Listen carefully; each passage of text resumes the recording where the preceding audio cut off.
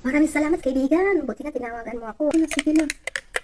Inom ka na. Ito para sa'yo. Inom ka na habang init pa. Sarap naman nito, yung luto mo. Ang sarap-sarap ka pala magluto, ah.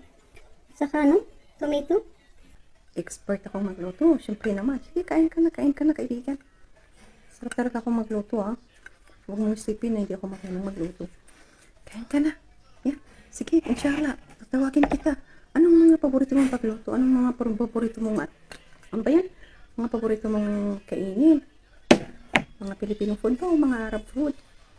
Siyempre naman, Filipino food naman yung paborito ko. Yung mga adobo, yung bihon. Ano pa yung mga pagkain ng mga paborito ko? Paborito ko yung mga, pagkain mga maranong ba? Yung mga maranong food, mga may mga gata-gata. Yung palapa pala. Marunong kang gagawa ng palapa? Paborito mo pala yung palapa? Oo naman, marunong ako magluto ng palapa.